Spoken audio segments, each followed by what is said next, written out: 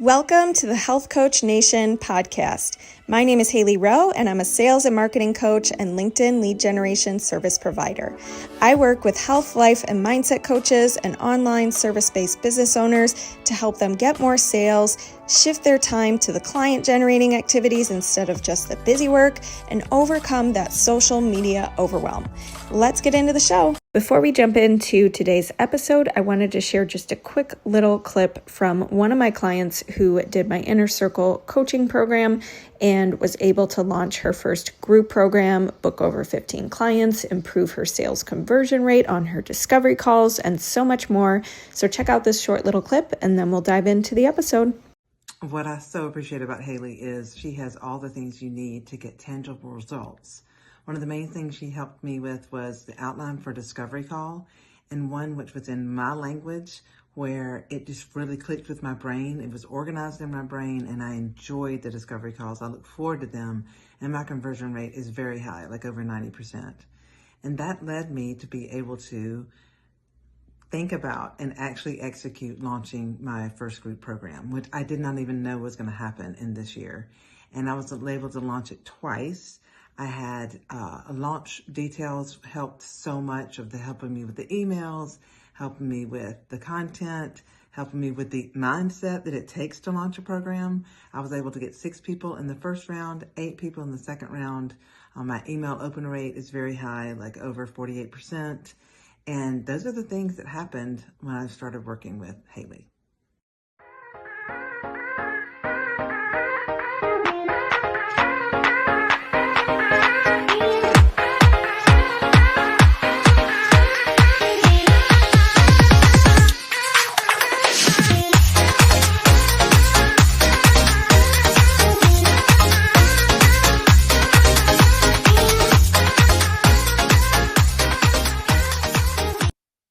She's a global wellness speaker who champions the intersection between physical, mental, and emotional well-being.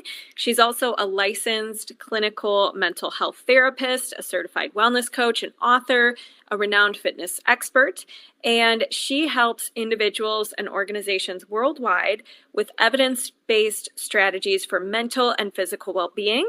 She also hosts NASM's Strong Mind, Strong Body podcast and delivers international keynotes on mental fitness, emotional intelligence, boundary setting, building resilient teams, and helping you through tough times of change. And she is a professional development educator for the National Academy of Sports Medicine, a former university instructor in stress management and sports psychology, and she brings her clinical expertise to organizational well-being. So I'm super excited to have you here today and talk about some of this because a lot of the people listening probably look up to you and aspire to the fact that you've been able to be in this field for so long and speak and help organizations and individuals and podcasts and all of the things. So I'm curious, tell me a little bit about what made you want to go into this field and be in it for so long. Well, first of all, Hailey, I just want to say that credentials always look good on paper, right? It's always very humbling to sit and listen about yourself, and then you get a little bit of that, oh, I'm not sure that's me. So I just want to say to everyone out there, everyone has their expertise. All of you are experts. All of you know what you know, and other people don't know what you know, and other people don't know how to present what you know. So I respect and admire everyone who puts themselves out there and does their best to make a difference for other people. So you kind of asked me like what got me started on this trajectory. I started way back when as a school teacher, and then I got my master's in mental health, and we started moving around. And fitness was something I started doing early on. I started teaching fitness classes. That was something I did way back in Kansas City, Missouri, when I first moved away on my own and didn't know anybody, and was teaching school with honestly predominantly women. And I was lonely and needed to do something. So I started to go to the gym, take fitness classes. And that led me to actually start producing fitness videos, which are still out there. And they're still on Amazon, and I still have a distributor. And that led me to want to educate about fitness and wellness. And being an educator, that very much spoke to me. And so I went on with AFA, which was a group fitness certifying body, and then National Academy of Sports Medicine, started training personal trainers. That led me to starting to speak. They started taking me international, and I went back into mental health in that time. I was teaching at a university, Northern Illinois University. We did 5 moves. So it might sound like, woo, she was everywhere, but I don't think anything in life is linear. And with 5 moves, I was always reinventing, restarting, always having to work on my confidence and what I could offer to this community, what I could offer to the world at large. And that led me, once I started international speaking and educating, I thought, I want to do this differently. I want to rewrite my story again. I want to rebrand. I want to speak to organizations and corporations. I still want fitness. I still want mental health, but I want to bring what I know about inside well-being and outside well-being to communities of people who I don't think are getting it.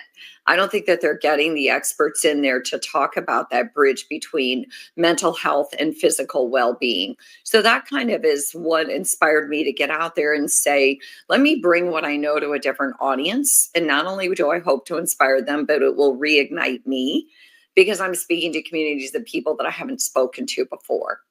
Did that Yeah. actually answer your question?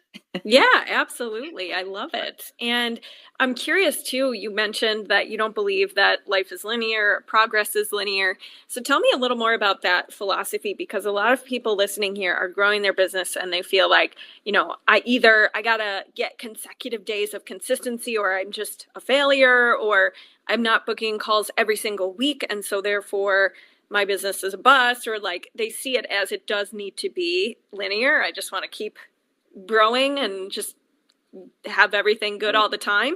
So I'm curious, tell me more about that philosophy and how we can maybe shift out of that all or nothing mindset. Can we go on for about 2 hours? No. The thing is when you've moved 5 times, I mean, I've lived in Scottsdale, Arizona, Chicago, Illinois, Arkansas, Des Moines, Iowa.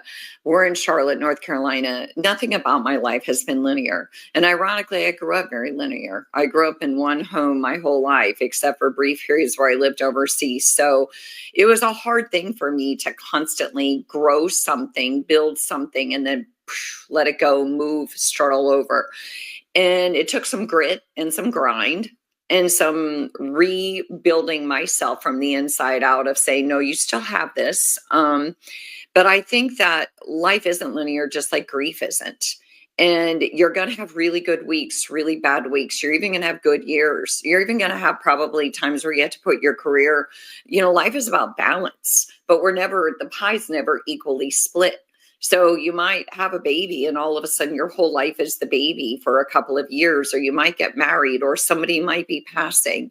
And so it's never going to be that way. And if you expect it to be, I think you're going to get caught in an all or nothing mindset. You're going to get caught in rigid, polarized thinking, and that's going to create more stress for you than anything possibly could. I've had to really lean into things going like this. It's hills and valleys and hills and valleys. And I take the wins when I get them and know that even if it's a year that isn't what I expected it to be, if you talk to any speaker, any wellness coach, they're going to tell you that's how it goes. It's either raining or there's a drought. And sometimes it's not that extreme, but I think you have to balance your budget according to it being a drought so that you are reasonable. It's kind of like realtors. Look at the real estate market. It's great to be a realtor when the market's hot. It's not so great when there's no inventory. Right, exactly. I completely agree. And I've actually made that comparison before when talking about like marketing yourself. A lot of times people are like, well, I don't want to go do that talk or go do that thing if I know it's not going to lead to clients or something like that. And the truth is you don't know until you do it. Just like realtors will show houses and they don't know. They take time out of their day, or they go meet with clients who are interviewing them, and they drive there and they meet them and they explain everything, and they may not even hire the person. And so I'm like, you guys have it good as coaches online. Like, Right. You don't have to go show houses all day with no guarantee that they're going to stick with you as their client and or buy a house that you showed them, that you spent hours showing them different houses. Like, it's just, I think we have to put things in perspective sometimes with the fact that there's going to be a lot of inputs that you're not exactly positive the output or the outcome. And kind of like what you're saying, you just know, like, overall it balances out. But it is a journey, and there's highs and lows and things like that. So, And yeah. on top of that, you kind of made me think about it. Here's the thing. Yes, and I still do pro bono gigs. I still will say yes to certain things that I think there might be good spinoff.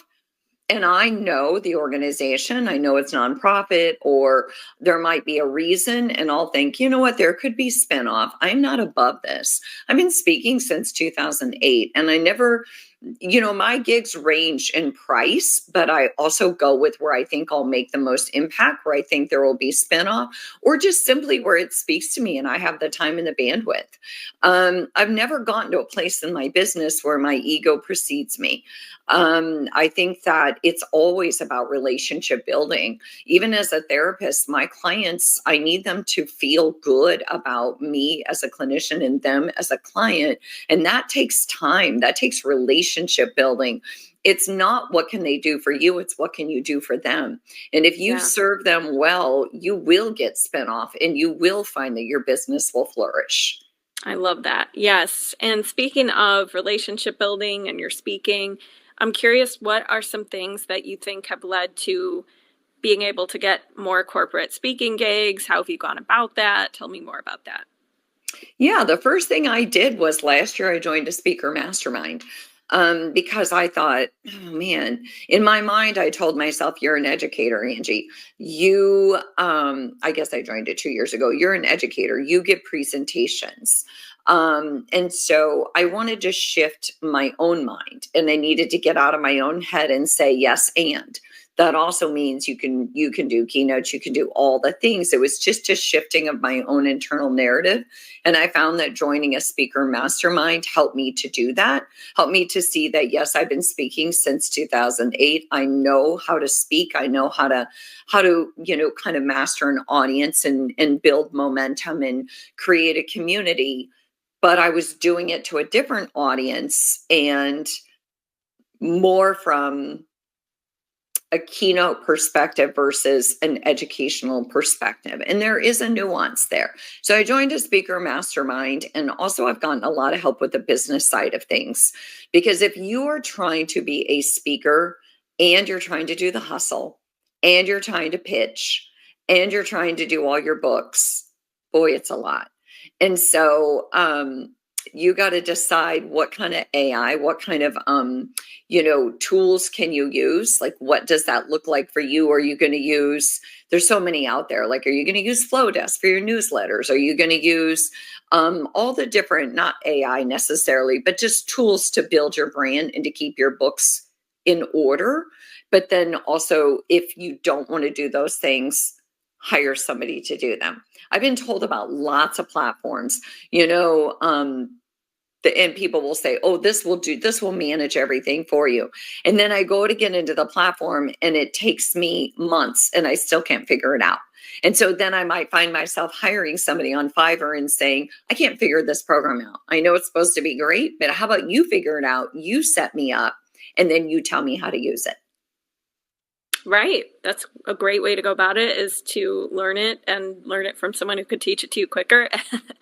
And so the other thing is, as somebody who has moved a lot and has given a lot of talks, you've probably experienced a lot of like changes and needing to prepare and that kind of thing. So I'm curious, what are some things that have really helped you be adaptable to change and reinvent yourself when you need to, without kind of that burnout or, feeling like it's so hard and getting in the victim mentality, that kind of thing?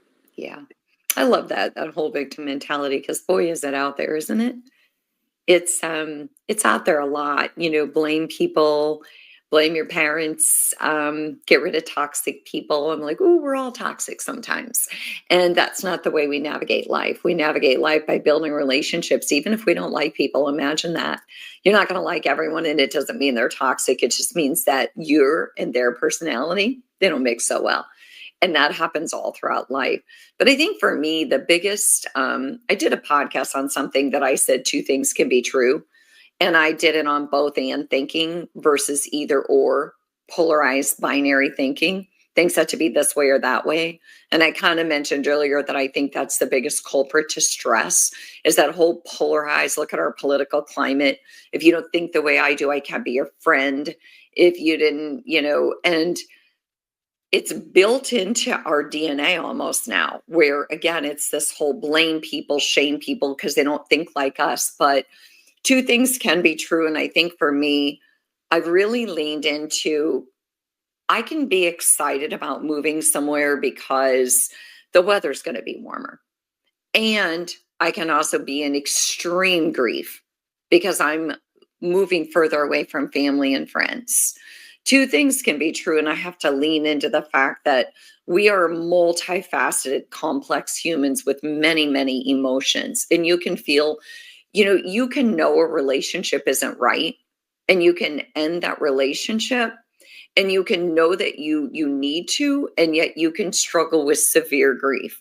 And so giving yourself grace and compassion and recognizing that a big part of managing stress is managing the paradox of emotions, managing the fact that less judgment towards you translates to less judgment towards society. So give yourself grace. Change is hard. People who say, oh, I love change. Do you?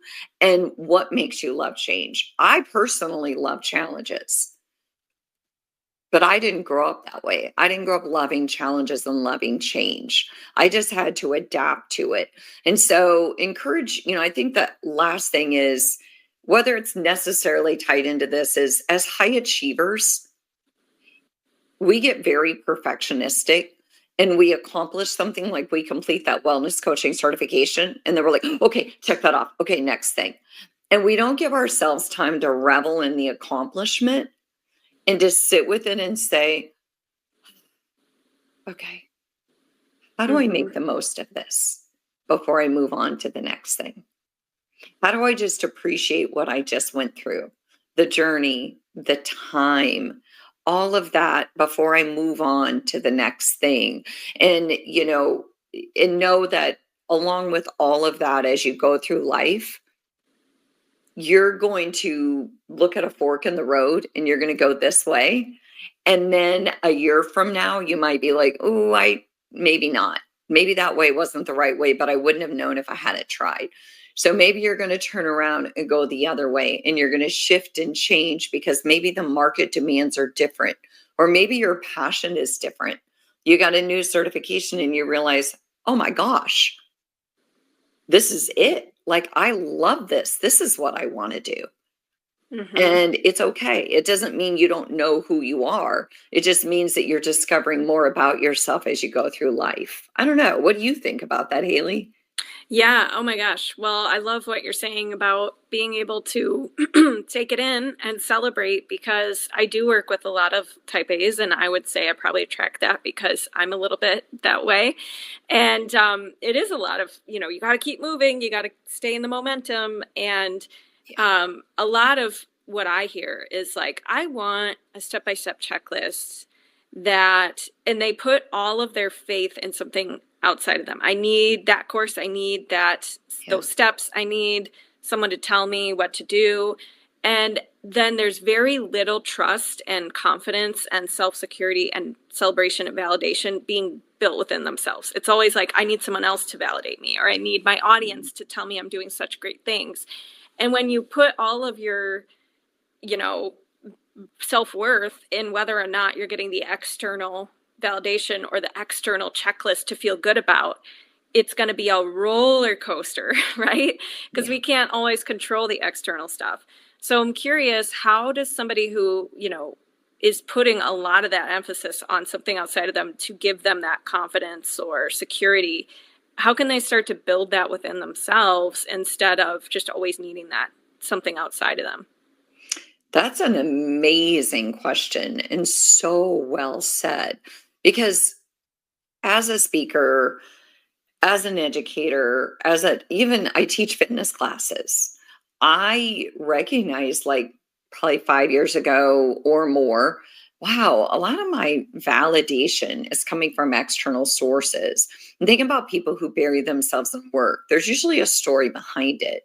It's because that's where they feel validated. That's where they feel supported. Maybe their home life isn't so much of what they were or hoping it would be. So work gives them that sense of validation. But the thing is that I know we hear so much about self-care. I think it's about self-compassion and just being able to really lean into how do I build my own sense of being and worth, and whether that is therapy, whether that is a good coach, whether that is friendship communities. But also, I think it is doing hard, scary things that have nothing to do with your business. So I celebrated a milestone birthday. I always said I wanted to go skydiving. I went skydiving. I was on a high for a long time. It was something that I feared and I needed to do. And so building that sense of internal confidence where I'm not looking for validation from anyone else, I'm not resourcing myself from others. And that's where you have to really check yourself. Am I resourcing what I need from other people? Because that's, like you said, a dark, scary place. Because you're going to have talks where you're going to walk away and think, shit, oops, can I swear? I sucked. Okay. And then you're going to have talks where you're like, oh my gosh, I'm amazing. But if you find yourself on that roller coaster where you're leaning on other people to tell you what you are, you've already gone into the weeds. You got to pull back, do something that builds your confidence, whether it's at the gym, because body confidence builds mental confidence. Maybe it is, I started taking piano lessons 2 years ago just to build me, right? Build me, build my sense of accomplishment. Um, Keep doing things that fill you and build your confidence that don't require external validation. I love that. That's a great tip. And how have you I think someone listening being like hearing you say, I love challenges, but I didn't always love challenges. I'm the same way. And I think that that's like, not that I love, like, I would like things to be easy, preferably, obviously. Yeah. But when challenges arise, I'm very much immediately thinking about, ooh, what are the solutions? Getting creative Yes. and brainstorming and thinking about what resources I can tap into.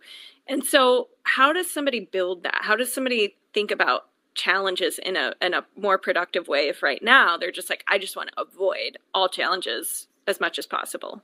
Yeah. I think two things. I think one of them is, are you watering the problem plant or watering the seeds of change? Are you focused on the problem or are you focused on the solution? Are you lost in that victim mentality of this happened to me? Why did this happen? How come this person has less education and they're making more money? Blah, blah, blah, right? We get lost in that comparison and that all that icky stuff. You got to focus on you. What do you need? What do you want? And what are you doing to get there?